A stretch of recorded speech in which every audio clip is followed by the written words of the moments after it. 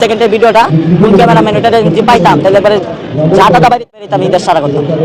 আপনারা তো বুঝেনি বাংলাদেশের মানুষ কিরকম। আমার নাম হলো বাউল শিল্পী ফাহিম দেওয়ান, আমি বাউল গান করি। স্থাপনাগুলো নিজস্ব যে নিরাপত্তা ব্যবস্থা আছে এটা জোরদার করার জন্য বলেছি এবং আমাদের পক্ষ থেকে আমরা আমাদের যতখানি সাধ্যমতো লজিস্টিক সাপোর্ট এবং জনবল রয়েছে সবকিছু নিয়েই কিন্তু আমরা তৎপর আছি। আমাদের আজকের মানববন্ধন বাংলাদেশ বাউল সমিতির সম্মানিত চেয়ারম্যান, উনি একজন গুণী শিল্পী। একটি প্রশ্নের একটি উত্তর দিতে গিয়ে এটা সামাজিকভাবে খারাপ দেখা যায়।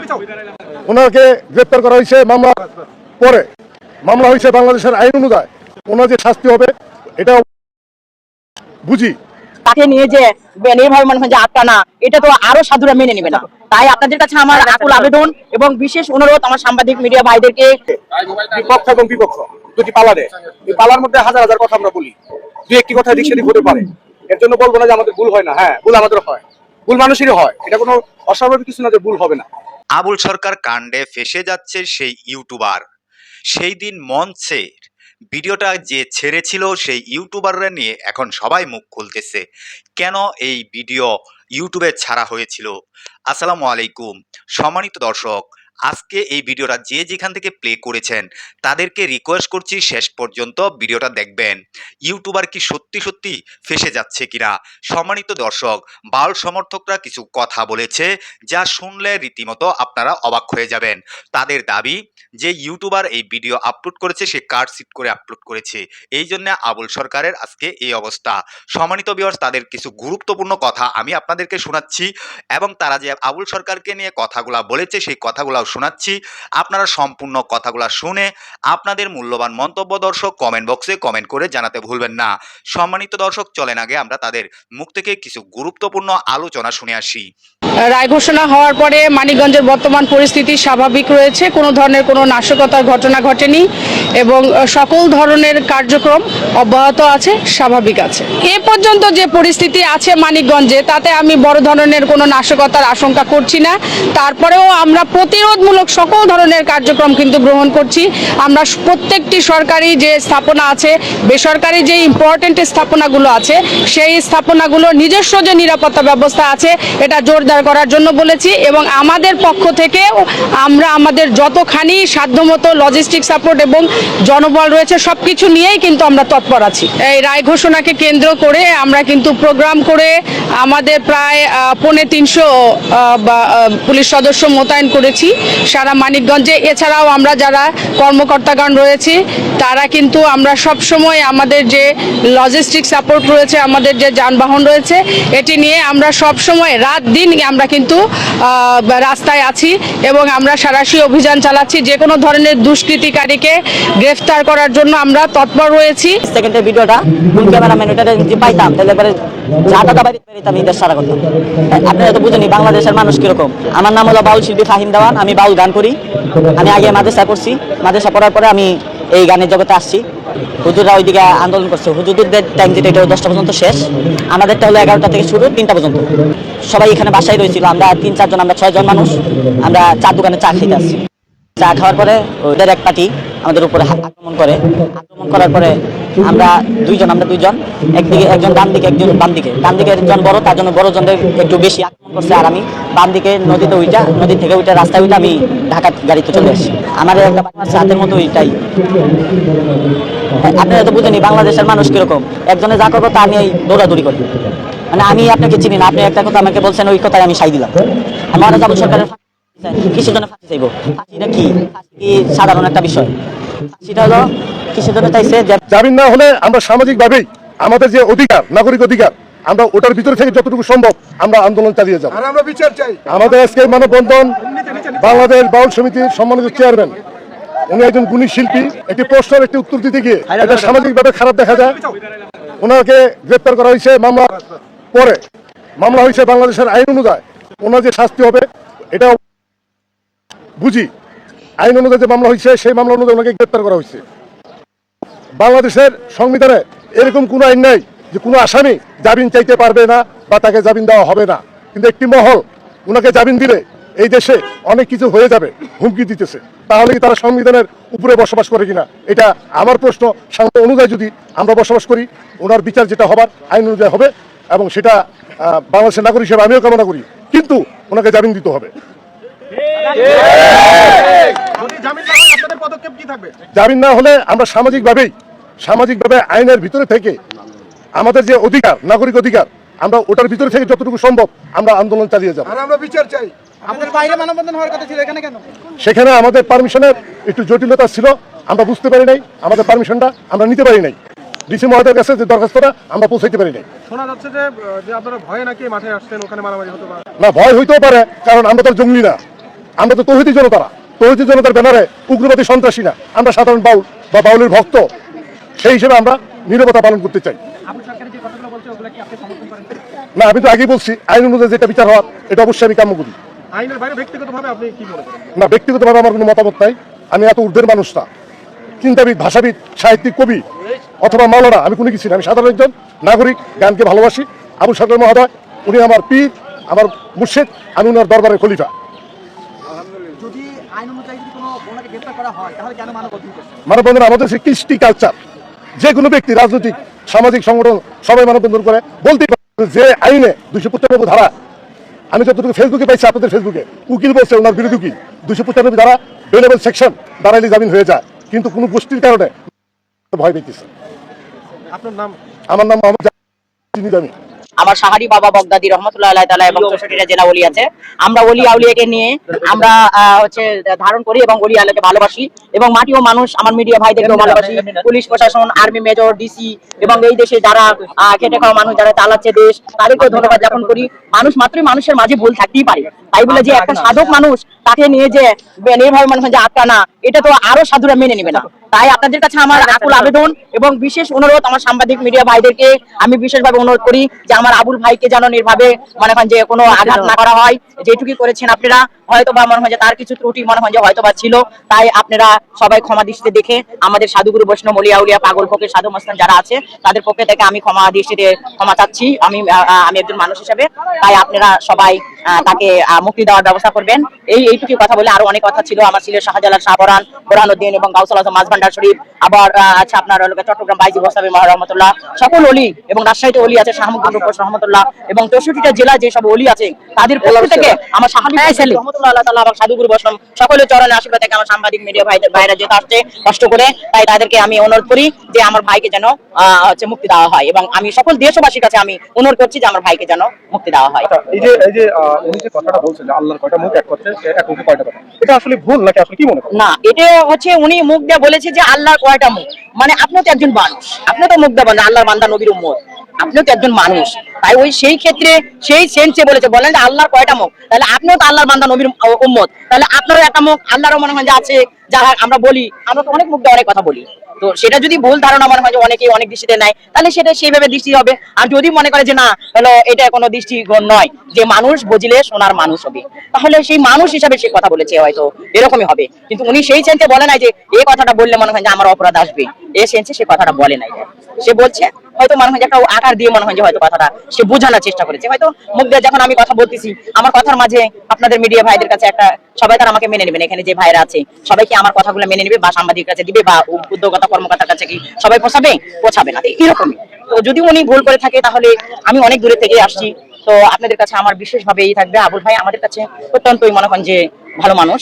আমি তার কাছে এক কাপ চাও খাইনি কোনোদিন এবং সে ভালো মানুষ, আসি দরবারে আসি, আমি দেখি যে তাকে সালাম দিলে সে সালাম নেয় এবং সে কথা বলে হাসি মুখে, এইটুকুই জানি। কিন্তু ইসলামিক কথা বলে এবং আল্লাহ এবং আল্লাহ রাসূলকেই তারা স্মরণ সংযোগ করে, তাই না? কিন্তু আমরা যেহেতু বাউল গান করি, বিচার গান করি, পালা গান করি, আমাদের দুইটা শিল্পী থাকে, পক্ষ এবং বিপক্ষ, দুটি পালা দেয়। এই পালার মধ্যে হাজার হাজার কথা আমরা বলি, দুই একটি কথা দিক সেদিক হতে পারে। এর জন্য বলবো না যে আমাদের ভুল হয় না, হ্যাঁ ভুল আমাদের হয়, ভুল মানুষেরই হয়, এটা কোনো অস্বাভাবিক কিছু না যে ভুল হবে না। কিন্তু যার জন্য আমাদের একটা ভুল হলে আমাদের ক্ষমা চাওয়ার একটা সুযোগ দিতে হয়, কিন্তু সেই সুযোগটা কিন্তু আমাদের আবুল সরকার সাহেবকে দেওয়া হয়নি। যদি আমরা কোনো ভুল করে থাকি আমাদের এটা অবশ্যই আমরা এটা ক্ষমা চাবো, কিন্তু এখন সেই সুযোগটা দেওয়া হয়নি। এখন তাকে আইনের মাধ্যমে তাকে গ্রেফতার করা হয়েছে, এটা আমরা তার নিঃশর্ত মুক্তি চাই। আচ্ছা, আমার একটা প্রশ্ন, যার কারণে আবুল সরকারকে গ্রেফতার করা হয় সেটা কি এটা কিন্তু আপনার 2 সেকেন্ড বা 3 সেকেন্ড 1 মিনিটের কথা না, এটা আগে পরে অনেক কথা হয়েছে। এখন কোন কথার পরে কোন কথাটা বলা হয়েছে, ইউটিউবাররা কাট করছে কি করে না করে, এটা তো আমরা বলতে পারবো না, স্টেজে উপস্থিত আমি ছিলাম না। কিন্তু হয়তো যদি এই অন্যরকম ভাবে বলে থাকে তাহলে এটা তো এখন আমি বলতে পারতেছি না। কিন্তু যদি কথাগুলো এভাবে হয়ে থাকে, আমি মনে করি আমার দৃষ্টিতে এটা ভুল হওয়া স্বাভাবিক। আমি অস্বীকার করবো না যে ভুল হয় না, ভুল হওয়া এটা স্বাভাবিক। কিন্তু এই আমরা যখন পালাগান করি মঞ্চে দাঁড়ানোর সময়, যখন পালাটা আমাদেরকে দেয়, আমরা কিন্তু বলে থাকি যে আমরা এই পালাগানের পালায় যাওয়ার আগে আমরা হাজার হাজার কথা বলি, আমাদের ভুল ত্রুটি হতে পারে, আপনারা নিজ গুণে সকলে ক্ষমা দৃষ্টিতে দেখবেন, এটা আমরা বলে থাকি। এটা কিন্তু আবুল সাগর ঠিক সেইটাই বলে নিছি। আপনি লাইনে অনেক কপি মানুষ সূরা নাসের যে বিষয়টা আপনি যেটা বলতেছেন, এটা আমি এখনো দেখিনি, আমি না দেখলে বুঝতে পারবো না। আমি যদি তখন না, এটা আমি দেখি না এখনো, এটা আমি বিষয়টা এখনো দেখি। আল্লাহ তাআলাকে নিয়ে মন্তব্য শুধু উনি কেন, পৃথিবীর কেউ করলো এটা সঠিক হবে না, এটা কোনো কালই না, আমি বললো ওটা হবে না। কিন্তু আমাদের ভুল হতে পারে, আমি কিন্তু আবারও বলি, আমরা ভুলের ঊর্ধ্বে নই, ভুল তো মানুষই করে। তাহলে আল্লাহ পাক কি তাকে ক্ষমা করে না? আল্লাহ নবীর সাথে কি ভুল করছে না? তাহলে আল্লাহ নবী কি তাদেরকে ক্ষমা করে না? ইসলামের মধ্যে তো আপনার ইসলাম হচ্ছে শান্তি, তাই না? এই শান্তির মধ্যে যদি কোনো কিছু হয়ে যায়, তাহলে কিন্তু এটা দেখা গেছে এটা ক্ষমা দৃষ্টিতে দেখতে হয়। কিন্তু সর্বশেষ আপনাদের বিষয়টা আপনাকে যেটা বলতেছি, যে ভিডিওটা যেটা নেওয়া হয়েছে, এটা কিন্তু পুরাটা দেখানো হয়নি, পুরাটা আপনারা দেখলে বুঝতে পারবেন, আর আমরা ওটা দেখলে বুঝতে পারবো। কিন্তু যেই কথাটুকু নিয়ে হয়েছে, এই কথাটুকু কাট করা হয়েছে, আগে পরে কথা হয়েছে। কিন্তু আমি আবারও বলতেছি যে এটা আপনারা বারবার প্রশ্ন করতেছেন ভুল হয়েছে কিনা, এটা ভুল হওয়া স্বাভাবিক, এটা হতে পারে। আমি যদি আল্লাহর বান্দা হয় থাকি, আমার শরীরে লাগতে পারে, কিন্তু তাকে ক্ষমা করার একটা সুযোগ দিতে হবে, ক্ষমা চাওয়ার একটা সুযোগ দিতে হবে, কিন্তু সেই সুযোগটা তাকে দেওয়া হয় না। যদি পালা এক পিস হইতে পারে, এটা আমরা সমর্থন হয় না, সমর্থন করা সম্ভব না, এটা কোনো কারণে যে কথাটা উনি বলছেন হয় না। কিন্তু তারপরেও একটা ব্যাপার আছে, একটা ক্ষমা করতে হয় মানুষের। হ্যাঁ, এটা তো অবশ্যই ক্ষমা দেওয়া। ভুল তো মানুষই করে, আমরা বলেই থাকি, ক্ষমা চাই, তাই না? পায় না ওনাকে। এখন তো এটা দেওয়া হয় নাই, এখন তো এটা আইনের মাধ্যমে চলে গেছে। সময়টা হয়তো পাই না। এটা যদি অপরাধ করে ক্ষমা দেবে, ছিলাম যে বাংলাদেশে যে কোনো প্রকার ইস্যু তৈরি হলে পক্ষে বিপক্ষে যারা কথা বলে তারা সেই বিষয়ে পড়ালেখা না করেই কথা বলে। এটা বলার পর অনেকেই আমাকে খোঁচা মেরে আবার মানে কাউন্টার স্ট্যাটাস দিয়েছে যে নিজেকে পণ্ডিত ভাবে, অনেকে নিজেকে জ্ঞানী ভাবে। এখন আমার কথা হচ্ছে যে আমি খুব সত্যি আমি খুব বিশ্লেষণ করে দেখলাম যে যারা যেটা নিয়ে লাফাচ্ছে সেই ব্যাপারে কি আসলে সত্যি পড়ালেখা করছে কিনা। দেখলাম যে আসলে না। কেন? এই যে বাউলদের নিয়ে যে সাংঘর্ষিক অবস্থান ইসলামপন্থীদের সঙ্গে, এইখানে কিন্তু কথা আছে, খুব গুরুত্বপূর্ণ পয়েন্ট আছে। কিন্তু এখন ইসলামপন্থীদের অনেকেই বাউলরা যে কোরআনের বিকৃতি করে সেটার বিপক্ষে কথা বলছে। এখন না জেনে, না পড়ে, না শুনে এই ইসলামপন্থীদের সাথে আপনি বিরোধিতায় যেতে পারেন না। এর কারণ হচ্ছে একজন বাউল সূরা নাসের অর্থ বলছে নাস মানে মানুষ, অথচ সে বলছে নাস মানে নাচের কথা বলা হয়েছে। কুল আউযু বিরাব্বিন নাস মালিকিন নাস ইলাহিন নাস মিন শাররিল ওয়াসওয়াসিল খান্নাস আল্লাযী ইয়াসওয়িসু ফি সুদুরিন নাস মিনাল জিন্নাতি ওয়ান নাস। এই যে নাস যতবার বলছে মানুষের কথা বলা হচ্ছে, নাস শব্দের অর্থ মানুষ, কিন্তু সে বলছে নাস মানে নাচ। এইটা না জেনেই এটার পক্ষে মানে বাউলরা যে এই ধরনের কথাবার্তা বলে বা কোরআনের আয়াতের বিকৃতি অর্থ উপস্থাপন করে, এটার পক্ষে অনেকেই মানে লাফাচ্ছে। তো এটাকে জানতে হবে যে আসলে এটা কোন ধরনের বা কোন পর্যায়ের অপরাধ। কারণ আরবি ভাষাটার অর্থ না জানলে সেটা তো মানে মন গড়া কথা বলা যাবে না। এই সংক্রান্ত একটা কথা আমার মনে পড়লো যে এই যে বাউলদের সাথে ইসলামপন্থীদের একটা ঝামেলা, এটা কিন্তু আগে থেকেই ছিল, সে বহু আগে থেকেই মানে ঝামেলাটা লেগেই ছিল। আগে বাউলেরা কোনোভাবেই মানে দু একজন বাদে কোনোভাবেই ইসলাম বিরোধী কথা বলতো না, সেভাবে খুব বেশি বলতো না। তারা তাদের মতো গান গাইতো, দেহতত্ত্ব নানান রকমের বিষয় নিয়ে গান গাইতো, যারা গান ভালোবাসে তারা গান শুনতো। এবং আমরাও ভীষণ পছন্দ করতাম, এখনো করি, ভবিষ্যতেও করবো। কিন্তু সমস্যা হয়ে গেছে যে বাউলেরা এই যে কোরআনের বিকৃতি করে তাদের নিয়ে তো ঝামেলা হবে। কারণ আগে ইসলামপন্থীরা দুর্বল ছিল, এখন ইসলামপন্থীরা ক্ষমতাশালী হয়েছে, তারা স্বাভাবিকভাবেই তাদের পাওয়ার দেখাইতেই পারে। এখানে মানে বিরোধিতা কোনটুকু করা যাবে কোনটুকু করা যাবে না এটাও ভাবতে হবে। কারণ কেউ যখন কতল করতে চাইবে কাউকে, এটা নিয়ে কথা বলতে হবে, প্রতিবাদ জানাতে হবে মানবিক কারণে। আর যদি কেউ বলে যে সে এটা ভুল বলেছে, তাকে সরি বলতে হবে, ক্ষমা চাইতে হবে, তওবা করতে হবে। তখন আবার এই কেউ এটা নিয়ে প্রতিবাদ করা যাবে না, করা যায় না। প্রাসঙ্গিক একটা কথা আমার মনে পড়লো, ছোটবেলায় আমি দেখতাম আমাদের গ্রামে একটা ওরস মাহফিল হতো। তো আমার আব্বা আম্মা আমাকে বারবার তারা বেঁধে রাখতে চাইতেন যে এই ওরস মাহফিলে তুই যাবি না, কারণ হচ্ছে যে এইখানে যে বাউলেরা গান গায় তারা নাফরমান, তারা নানান রকমের গোমরাহি কথাবার্তা বলে, তুই যাবি না, তুই নাফরমান হয়ে যাবি। তো সুরের প্রতি এক ধরনের তীব্র টান থাকার কারণে আমি গোপনে সেখানে যাইতাম, পালিয়ে যেতাম। তো একদিন আমি এক ওরসে গেলাম, যাওয়ার পর দেখি এক এই পীর বা পীরের প্রতিনিধি, সে বাউল গান গাইছে। সে মানে কোরআনের আয়াত বলছে, সূরা ফিলের আয়াত প্রথম আয়াত বলতেছে যে আলাম তারা কাইফা ফাআলা রাব্বুকা বিআসহাবিল ফিল। সে তো আর শুদ্ধভাবে বলে নাই, আলাম তারা কাইফা ফাআলা রাব্বুকা বিআসহাবিল ফিল। এর অর্থ হচ্ছে যে আপনি কি জানেন না আপনার প্রতিপালক হস্তি বাহিনীর সাথে কি রূপ আচরণ করেছিলেন। মানে আব্রাহা, ইয়েমেন থেকে যে বাদশাহ আব্রাহা এসেছিল কাবা ঘরকে ধ্বংস করার জন্য, তো সেই ঘটনার বর্ণনার সময় বলা হয়েছে যে আলাম তারা কাইফা ফাআলা রাব্বুকা বিআসহাবিল ফিল, মানে সেই হস্তি বাহিনীর সঙ্গে আপনার প্রতিপালক কি রূপ আচরণ করেছিলেন আপনি কি জানেন না। এটা হচ্ছে অর্থ। অথচ আমি সেদিন দেখলাম সেই মানে বাউল বলছে আলাম তারা কাইফা ফালা, মানে আলেমদেরকে তারাই দাও কাইটা ফেলাও, আলাম তারা মানে আলেম তারাই দাও, কাইফা ফালা মানে কাইটা ফেলাও। আমি তখন মাদ্রাসায় মানে ক্লাস 7-8 পড়ি। তখন আমি ছোটবেলা থেকে আমি কোরআনের অনুবাদ আলহামদুলিল্লাহ ভালোভাবে রপ্ত করেছিলাম।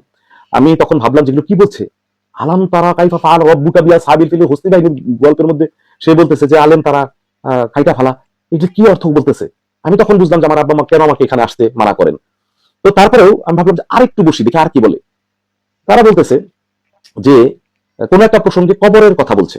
তো সূরা তোহার যে আয়াতটা আমরা মুর্দাকে কবরে নামানোর সময় পড়ি যে মিনহা খলাকনাকুম ওয়া ফিহা নুঈদুকুম মিনহা নুখরিজুকুম তারাতান উখরা, যে তোমাকে মাটি থেকে তৈরি করা হয়েছে, এই মাটিতে তোমাকে ফেরত আনা হবে। সেইটার অনুবাদ সে করতেছে যে মিনহা খালাকনাকুম ফিহা নুঈদুকুম মিনহা নুখরিজুকুম তারাতান উখরা, তাড়াতাড়ি কবর দিতে বলতেছে। আমি তখন ভাবলাম যে তারাতান উখরা মানে পুনরায় আবার মানে শেষে আবার মাটির কাছে ফেরত আনা হবে মানুষকে, এইটা হচ্ছে কোরআনের আয়াত। এই মানে পাউল কি বলছে এইসব, মানে তারাতান উখরা মানে তাড়াতাড়ি করো। তারপরে আবার বসলাম আমি দেখি এখানে এটা শেষ আমি দেখে যাব। তো বসলাম, সূরা জিলজালের একটা আয়াত সে বলছে কাল্লালা ইউমবাজান্না ফিল হুতামা। কাল্লালা ইউমবাজান্না ফিল হুতামা হচ্ছে যারা অর্থ সঞ্চয় করে তাদেরকে যে কথা বলা হয়েছে যে তাদেরকে পিষ্ট করা হবে, ফেলে দেওয়া হবে, এইরকম অর্থ। আর সে বলতেছে যে কাল্লালা ইউমবাজান্না, তুমি তোমার বাজানের কাল্লা বাঁচাও, এটা বলতেছে। অর্থ বলছে কাল্লা মানে মাথা, ইউমবাজান্না বলতেছে যে মানে বাজানের মাথা। আমি সেইটা সারা জীবন হাস্যরসের ভিতরে আমি এই গল্পগুলো বিভিন্ন জায়গায় বলতাম বন্ধু বান্ধবের আড্ডায় বড় হওয়ার পর। আজকে আমার এই যে সূরা নাসের যে অনুবাদ বাউল করলেন, সেখানে কুল আউযু বিরাব্বিন নাস মালিকিন নাস ইলাহিন নাস মিন শাররিল ওয়াসওয়াসিল খান্নাস আল্লাযী ইউসওয়িসু ফি সুদুরিন নাস মিনাল জিন্নাতি ওয়ান নাস। এখানে নাস মানে হচ্ছে মানুষ, আরবিতে নাস শব্দের অর্থ হচ্ছে মানুষ। সে বলছে নাস মানে হচ্ছে নাচ, কোরআনের মধ্যে আল্লাহ নাকি নাচতে বলছে। তো এখন এই যে বাউলেরা কোরআনের মানে কথা বলে আর আমাদের জ্ঞানীরা মনে করে যে তারা সুফিবাদে আছে, সুফিবাদ প্রচার করছে, সুফিবাদের প্রতিনিধিত্ব করছে, এই যারা আমাদের মানে বুদ্ধিজীবী তারা কি আরবি ভাষাটা সম্পর্কে জ্ঞান রাখে? তারা কি অর্থটা দেখে? কোরআন এত বড় একটা বই, সেটার কাছে না গেলেও এখন তো গুগলেই সার্চ দিলেই পাওয়া যায় যে এখানে কি বোঝানো হয়েছে। যে মানে কুল আউযু বিরাব্বিন নাস মালিকিন নাস ইলাহিন নাস, এখানে এই অর্থ দিয়ে কি বোঝানো হয়েছে? মানুষের কথা বলা হয়েছে, সে বলছে যে নাচতে বলা হয়েছে আর তাদেরকে সাপোর্ট করা হচ্ছে। তো আমি বাউলের শত্রু না, আমি নিজেও গান করি, বাউলের শত্রু আমি না। কিন্তু আমার কথা হচ্ছে যে যেসব বাউলেরা বিভিন্ন বিচ্ছেদী গান গায়, পালা গান গায়, আমাদের ময়মনসিংহ গীতিকা আছে বা এই নানা রকমের মানে নকশি কাঁথার বা কি কি যেন আছে না, কালু গাজীর কিচ্ছা আছে, দেওয়ান গাজীর কিচ্ছা আছে, এগুলো যে বলে তখন তো এই জন্য আসলে কেউ কথা বলে না। কথা এখন যারা বলছে তারা বলার কারণ আছে, কারণ কোরআন বিকৃত হতে দেখলে তো মানে রাগ উঠবে, মাথা ঠিক থাকবে না। তবে এই সময় যেটা জরুরি সেটা হচ্ছে যে কোনোভাবেই কাউকে কতল করার জন্য উৎসাহিত করা যাবে না। মানে দেশে আইন আছে, আইন নিজের হাতে তুলে নেওয়া যাবে না। যে কোনোভাবে তাদেরকে পাকড়াও করে একত্রিত করে জাতির সামনে বলতে হবে যে আমরা একটা ভুল তথ্য দিচ্ছিলাম, ভুল অর্থ বলছিলাম, এটা আমার অন্যায়, আগামীতে আমি এই ধরনের কোরআন বিকৃত করবো না, এটা তাকে ওয়াদা করতে হবে এবং ভবিষ্যতে যেন এরকম আর না দেখা যায়। তো যারা মানে এই কোরআন বিকৃতি করছে বলে অনেকে লাভ মানে প্রতিবাদ করছে বলে যারা লাফাচ্ছে যে কেন প্রতিবাদ করছে, তারা সম্ভবত ভুলের মধ্যে আছে, সম্ভবত আসলে ভুলের মধ্যে আছে।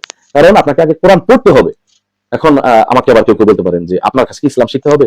আমি ইসলাম শিখাতে চাই না, আমি ইসলামের শিক্ষক না। কিন্তু আমি পবিত্র কোরআনের পুরো কোরআনটা আমি মানে শুধু অনুবাদ করি নাই, তাফসিরও আমি পড়ে ফেলেছি আলহামদুলিল্লাহ। হ্যাঁ, ইবনে কাসির আমার মোটামুটি মুখস্থই, আমি পড়েছি, আমি প্রতিনিয়ত পড়ি, কারণ আমাকে পড়তে হয়, আমাকে চর্চায় রাখতে হয় এটা মুখস্থ রাখার জন্য। আর ইদানিং আমি আরবি ভাষা নিয়ে কাজ করছি, আমি পড়তে আমার ভালো লাগে, আমি খুব আনন্দ পাই, যে কোনো বিষয় নিয়ে পড়তে আমার আনন্দ লাগে। তো ফলে কোরআন আমি পাঠ করি। তো যেহেতু কোরআন সম্পর্কে আমি জানি, মানে এমন না যে ওটা অজানা বিষয়, আপনি অনুবাদ করবেন, তাফসির করবেন, আপনার জ্ঞান অর্জন হবে। তো সেই জায়গা থেকে আপনি আবার আমাকে যদি বলেন যে আপনার কাছ থেকে কি ইসলাম শিখতে হবে, আপনি যদি না শিখে থাকেন তাহলে মানে শিখতে পারেন। আপনি কি কি শিখতে চান আমি আপনাকে শেখাবো, সমস্যা নেই। কারণ আমি শিক্ষকতা ভালো পারি, শিখতে চাইলে আমি শেখাবো ইনশাল্লাহ, কারণ এটা আমার একটা প্রিয় জায়গা, শিক্ষকতার জায়গাটা। তো যাই হোক, কারো পক্ষ নেওয়ার আগে অথবা কারো বিপক্ষে যাওয়ার আগে, পক্ষে গিয়ে আপনি কি কথা বলবেন, বিপক্ষে গিয়ে আপনি কি মানে উদ্যোগ হাতে নেবেন, সেসব ব্যাপারে দুই জায়গাতে আপনাকে পর্যাপ্ত পড়ালেখা করতে হবে। পর্যাপ্ত পড়াশোনা না করলে আপনি মানে খুব আপনার ফ্যান ফলোয়ার নিয়ে আপনি অনেক হাততালি পাবেন, লাইক কমেন্ট পাবেন, কিন্তু আপনাকে ঝাঁকি দিতে গেলে আপনার না জানার ব্যাপারটা, আপনার অজ্ঞতার ব্যাপারটা স্পষ্ট হয়ে বেরিয়ে আসবে। আমাকে ক্ষমা করবেন আমি যদি কোনো ভুল বলে থাকি, অকারণ গালিগালাজ করবেন না, আমাকে ভুল হয়ে থাকে ভুল ধরিয়ে দিবেন। ভালো থাকুন, সুস্থ থাকুন, নিরাপদ থাকুন, পড়াশোনা করুন। আবার কথা হবে ইনশাল্লাহ। আল্লাহ হাফেজ। আমি যদি আল্লাহর বান্দা হয় তাকে আমার শরীর লাগতে পারে, কিন্তু তাকে ক্ষমা করার একটা সুযোগ দিতে হবে, ক্ষমা করার একটা সুযোগ দিতে হবে, কিন্তু সেই সুযোগটা তাকে দেওয়া হয় না। আসলে বাউল শিল্পীরা কিন্তু কোনো বিধর্মী লোক না, বাউল শিল্পীরা কিন্তু ইসলামপন্থী লোক, ইসলামিক কথা বলে এবং আল্লাহ এবং আল্লাহ রাসূলকেই তারা স্মরণ সংযোগ করে, তাই না? কিন্তু আমরা যেহেতু বাউল গান করি, বিচার গান করি, পালা গান করি, আমাদের দুইটা শিল্পী থাকে, বিপক্ষ এবং বিপক্ষ দুটি পালা দেয়। এই পালার মধ্যে হাজার হাজার কথা আমরা বলি, দু একটি কথা দিক সেদিক হতে পারে, এর জন্য বলবো না যে আমাদের ভুল হয় না। হ্যাঁ, ভুল আমাদের হয়, ভুল মানুষেরই হয়, এটা কোনো অস্বাভাবিক কিছু না যে ভুল হবে না। কিন্তু যার জন্য আমাদের একটা ভুল হলে আমাদের ক্ষমা চাওয়ার একটা সুযোগ দিতে হয়, কিন্তু সেই সুযোগটা কিন্তু আমাদের আবুল সরকার সাহেবকে দেওয়া হয় নাই। যদি আমরা কোনো ভুল করে থাকি আমাদের এটা অবশ্যই আমরা এটা ক্ষমা চাবো, কিন্তু এখন সেই সুযোগটা দেওয়া হয় নাই। এখন তাকে আইনের মাধ্যমে তাকে গ্রেফতার করা হয়েছে, এটা আমরা তার নিঃশর্ত মুক্তি চাই। আচ্ছা, আমার একটা প্রশ্ন, যার কারণে আবুল সরকারকে গ্রেফতার করা হয়েছে সেই টপিকটার কারণে, সেই টপিকটা কি আসলেই মানে ইসলামের জন্য বা এইসব আসলে কি বিষয়টা কি, এটা কিন্তু আপনার 2 সেকেন্ড বা 3 সেকেন্ড 1 মিনিটের কথা না, এটা আগে পরে অনেক কথা হয়েছে।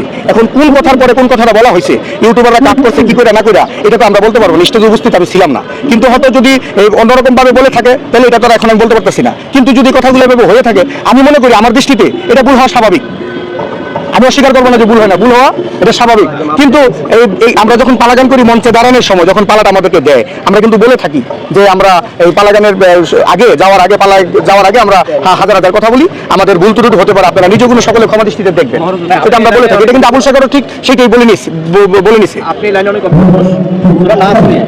নাচ নিয়ে সরকার যে কথাগুলো বলেছে, আপনি অবশ্যই যেহেতু এই লাইনের লোক আপনি জানেন, দেখেন ওইটা কি আসলে যুক্তিসঙ্গত কিনা, এটা কি যৌক্তিক কিনা? আসলে সূরা নাসের যে বিষয়টা আপনি যেটা বলতেছেন, এটা আমি এখনো দেখিনি, আমি না দেখলে বুঝতে পারবো না। আমি যদি যখন না, এটা আমি দেখি না এখনো, এটা আমি বিষয়টা নিয়ে উনি আলোচনায় আসছে। ধরেন পালাগানের প্রতিপক্ষকে ভিট করতে হলে মহান রাব্বুল আলামিনকে নিয়ে যে উনি যে মন্তব্য করছে, এটা কি সঠিক? মানে আল্লাহ তাআলাকে নিয়ে মন্তব্য শুধু উনি কেন, পৃথিবীর কেউ করলো এটা সঠিক হবে না, এটা কোনো কালই না, আমি বললেও এটা হবে না। কিন্তু আমাদের ভুল হতে পারে, আমি কিন্তু আবারও বলি আমরা ভুলের ঊর্ধ্বে নই, ভুল তো মানুষই করে। তাহলে আল্লাহ পাক কি তাকে ক্ষমা করে না? আল্লাহ নবীর সাথে কি ভুল করছে না? তাহলে আল্লাহ নবী কি তাদেরকে ক্ষমা করে না? ইসলামের মধ্যে তো আপনার একটা ইসলাম তো শান্তি, তাই না? এই শান্তির মধ্যে যদি কোনো কিছু হয়ে যায় তাহলে কিন্তু এটা দেখা গেছে এটা ক্ষমা দৃষ্টিতে দেখতে হয়। কিন্তু সর্বশেষ আপনাদের কি বলা? আমরা বিষয়টা আপনাকে যেটা বলতেছি যে ভিডিওটা যেটা নেওয়া হয়েছে, এটা কিন্তু পুরোটা দেখানো হয় নাই, পুরোটা আপনারা দেখলে বুঝতে পারবেন, আর আমরা ওটা দেখলে বুঝতে পারবো। কিন্তু যেই কথাটুকু নিয়ে হয়েছে, এই কথাটুকু কাট করা হয়েছে, আগে পরে কথা হয়েছে। কিন্তু আমি আবারও বলতেছি যে এটা আপনারা বারবার প্রশ্ন করতেছেন ভুল হয়েছে কিনা, এটা ভুল হওয়া স্বাভাবিক, এটা হতে পারে। যে পালাটা দিয়ে শুরু হয়েছে ওনার এটা পুরোটা আপনি দেখছেন নাকি? যে কাট পিসটা শুধু না, পুরোটা দেখিনি, পুরোটা দেখিনি। আপনি সমর্থন করেন না, যদি এটা বলে থাকেন। না, পুরোটা যদি পালা এক পিস হইতে পারে, এটা আমরা সমর্থন হয় না, সমর্থন করা সম্ভব না, এটা কোনো কালে না। যে কথাটা বলছে এটা না না, এটা হয় না, এটা হয় না। কিন্তু তারপরেও একটা ব্যাপার আছে, একটা ক্ষমা করতে হয় মানুষের, ভুল তো মানুষই করে, আমরা বলেই থাকি ক্ষমা চায়, তাই না? কিন্তু ক্ষমা চাওয়ার সুযোগটা দেওয়া হয় না ওনাকে, এখন তো একে দেওয়া হয় নাই, এখন তো এটা আইনের মাধ্যমে চলে গেছে, হয়তো পাই নাই। না, কিন্তু আপনাকে বুঝতে হবে যে এই সারাটা রাত 10টায় ওঠার পরে ভোর পর্যন্ত এই একই গান চলে, এর মধ্যে মানুষের ভুল হতে পারে। এবং এইখানে দেখবেন ওরা অভিনয় করে কান্না করছে, অভিনয় করে হাসাচ্ছে মানুষকে। এমন যদি অনেক নাটকে দেখবেন, এই যে কারবালার যে কাহিনীটা, এটা নিয়ে কিন্তু যাত্রা পালা হয়। তো যাত্রাতে যারা ওই বিপক্ষে দলে থাকে, তাই না, বিপক্ষে দলে থাকে, তারা কি, তাদেরকে কি আমরা যে অভিনয় করে বকা দিচ্ছি তার জন্য কি আমরা শাস্তি দিব? ওটা যদি ক্ষমাতে যাই, হ্যাঁ সে ভুল করেছে, ক্ষমা চাইলে আল্লাহ যদি ক্ষমা করে, তাহলে আমরা সাধারণ মানুষ কেন ক্ষমা করতে পারবো না? অনেকেই বলে যে গান হালাল নাকি হারাম, এর ভিতরে অনেক তর্ক বিতর্ক আছে। অনেকে আমরা বলি যারা বাউল গানে আছে, তারা অনেক সময় কথা বলে। আপনার কাছে মনে হয় যে গান হালাল নাকি হারাম, কোনটা? যেটা শুদ্ধ গান, আপনি যে গান থেকে জ্ঞান সৃষ্টি করতে পারবেন, জ্ঞান নিজে কিছু শিখবেন, সেটা কখনো হারাম হতে পারে না, কখনোই না। কিন্তু এর মধ্যে কিছু গান আছে অশ্লীল গান, সেগুলো অবশ্যই হারাম। আপনি বলেন, আপনি কি গান শুনে কান্না করেন না? করেন কি না? এই গান শুনে আপনার যখন খুব মন খারাপ থাকে, এই গান শুনে কি আপনি আনন্দ অনুভব করেন না? তাহলে সেটা হারাম হয় কিভাবে? অনেকেই বলে যে গান বাজনা দিয়ে গাওয়ার পরে সেটা হারাম হয়ে যায়। না, আমার জানার মতে, আমি খুব ক্ষুদ্র একজন মানুষ, আমার জানার মতে কোথাও, আমার গুরুজনরা যারা বলেছেন, কোথাও গান যে হারাম এটার প্রমাণ নেই। মানে গান হারাম এটা না, প্রমাণ নেই। আচ্ছা আপু, একটু জানা ছিল যে যেহেতু আপনি নারী, এক মিনিট আপনার কাছে আমরা দেখেছি যে আবুল সরকারের এই ঘটার পরে দেখছি যে হাসিনা সরকার একটি মন্তব্য করেছেন। এই মন্তব্যটি আপনি আপনার কাছে কীভাবে নিয়েছেন? যে যেমন সবাইকে তেমনই মনে করবে, তাই না? যে যেমন ঠিক তেমন অন্যদেরকেও মনে করবে, বিষয়টা হয়ে গেছে এমন। তার মন্তব্য এমন ছিল যে এখন বর্তমান যারা মানে বাউলদের মধ্যে যারা উচ্চ পর্যায়ে আছে, আসলে তাদের দিকে সাড়া না দিলে আসলে তারা না, প্রোগ্রামে এটা ডাকে না। কখনোই না, আমি এটা কখনোই না। কারোর যদি গুণ থাকে, কারোর যদি প্রতিভা থাকে, সেটা অবশ্যই বিকশিত হবে। সে হিংসামূলকভাবে এইভাবে কথাটা বলেছে। আর আমরা যারা লালন সাধিকা লালনে আছি, তারা কিন্তু হচ্ছে গিয়ে এই দিক থেকে অনেক আগেই মানে সরে আসছে। আমাদের মানে এই লালন ধর্মে একটাই আছে কোপনি, মানে কামের ঘরে কপাট মারা। যারা এই লালন সাইজির ফকির, তারা ওই কামের ঘরে কপাট অনেক আগেই মেরে আসছে। অর্থাৎ সেই জায়গা থেকে এই যে বিষয়টা হাসিনা সরকার বলেছে, এর কোনো অবকাশ নাই, এটা কোনো ভিত্তিই নাই। আচ্ছা, আপনারা যে কামের ঘরে কপাটের কথা বলছেন, এটা নিয়েও কিন্তু একটা বিতর্ক আছে এবং এটাকেও বলা হয় যে বাউল যারা তারা জেনা করে বা এই ধরনের প্রতিনিয়ত এই ধরনের কথা। আচ্ছা, যদি এইটাই থাকে, যদি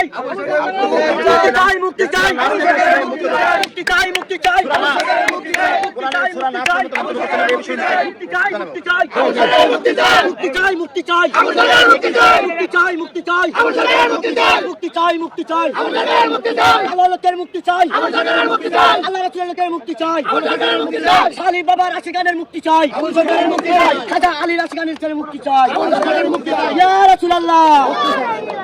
সবাই যে ভালো এরকম না, আপনার কোটিতে কোটি দুই একজন খারাপ থাকতেই পারে। এই এমন দুই একজন খারাপ তো আলেম সমাজের মধ্যেও আছে রে ভাই। তো তাই হলে তাদেরকে কি আমরা মন্দ বলবো?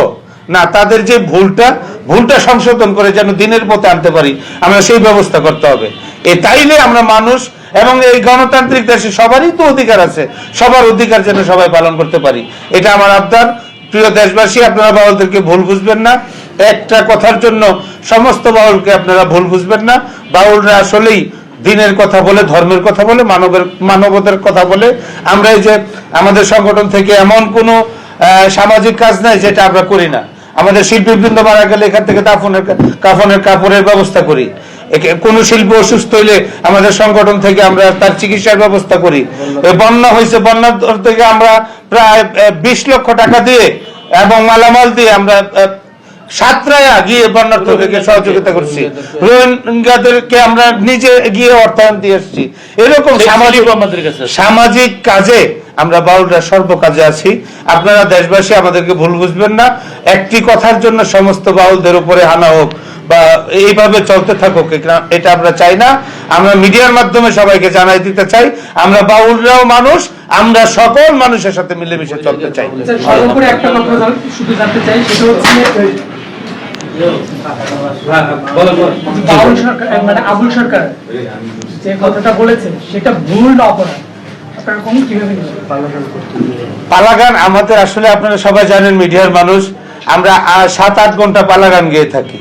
প্রত্যেকটা শিল্পী যারা পালাগানের শিল্পী, এক একজনের 1.5 ঘন্টা 2 ঘন্টা করে এক এক পালায় কথা বলতে হয়। কথা বলতে গিয়ে আবুল সরকার জীব পরমের পালা নিয়েছিল।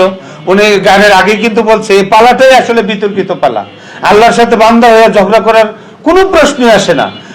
কিন্তু এই পালাটা যারা দেয়, আমি আজকে থেকে বলবো এই পালাটা অন্তত পক্ষে আমরা আর করতে চাই না। যে এই পালার মধ্যে আল্লাহকে কটূক্তিমূলক কথা আইসা পড়ে, আল্লাহকে ছোট করে কথা বলে আইসা পড়ে, সেই পালাটা না থাকুক, এটা আমরা চাই। আমি বলতে চাই, আবুল সরকার বলতে বলতে বলতে বলতে 10,000 কথার মধ্যে উনি 1-2টা কথা ওনার ভাষাগত একটু ভুল হয়েছে, ভাষাগত ভুল। কিন্তু উনি যদি এই 2টা কথা অন্যভাবে বলতো, তাহলে আজকে আলেম সমাজ তার বিরুদ্ধে রুখে দাঁড়াইতো না। তার মানে আপনি বলতে চাচ্ছেন আপনাদের সিস্টেমে ভুল আছে? জি, এই জায়গাটায় ভুল, সিস্টেমে ভুল না, এই কথাগুলো, এই 2টা কথা উচ্চারণে ভুল হয়েছে। যে আপনাদের এই যে আপনাদের না, তর্ক বিতর্কের একজনের তো সবার উপরে চাপাই দেন না। তর্ক বিতর্কের যে বিষয়টা থাকে সেইখানে আপনাদের ভুল আছে কিনা? না, এই ধরনের না না না না, এগুলো আটটার আগে নিচ্ছেন কিনা? এই বিষয়গুলো আগে থেকে আপনারা কি করছেন কিনা, আয়ত্তে নিচ্ছেন কিনা, জানেন কিনা যে এগুলো করা যাবে? এর আগেও তো সাম্প্রতিক সময়ে যে অনেক শিল্পীরা নিয়েই কিন্তু বিতর্কিত হয়েছে, 7-8টা মামলা হয়েছে। তারপর আপনারা কেন তারপরে শুনেন, আমরা আমাদের শিল্পীদের পক্ষ থেকে আপনাদেরকে ধন্যবাদ, আপনারা সুন্দর একটা কোশ্চেন করেছেন। আমাদের শিল্পীদের পক্ষ থেকে আমরা পদক্ষেপ নিয়েছি, কিন্তু যারা আমাদেরকে বায়না করে বিষয় হলো আমরা শিল্পী মানুষ তো, বাউল মানুষ, তাদের তাদের কথাগুলো আমাদের শুনতে হয়। আমাদেরকে নিয়ে যেই পালা দেয় আমরা সেই পালাই কথা বলতে হয়। আজান দিচ্ছেন, আমাদের জন্য সবাই প্রস্তুতি নেন। ধন্যবাদ সকলকে। এটাকে আমরা সিন্নি গাছ নামেও হচ্ছে চিনি আমরা।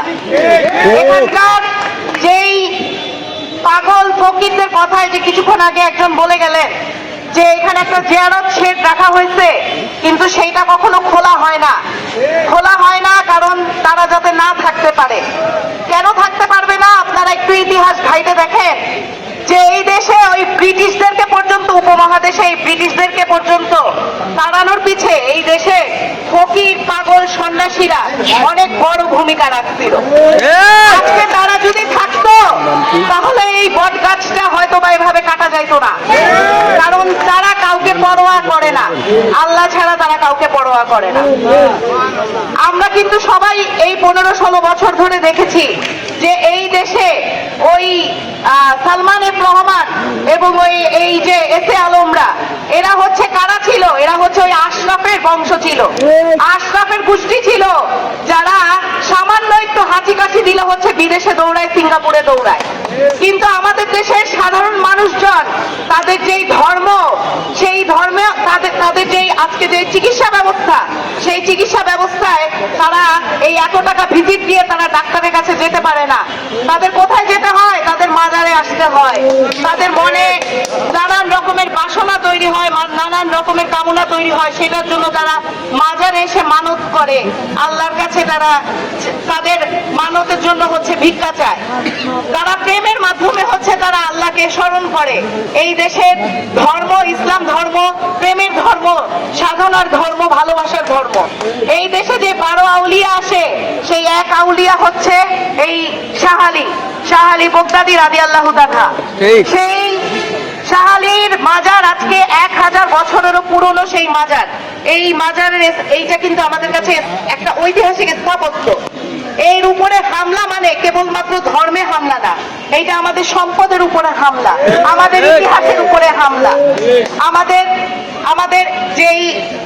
যেই অরিজিন, আমাদের যে শিকড়, সেটার উপরে হামলা করা হয়।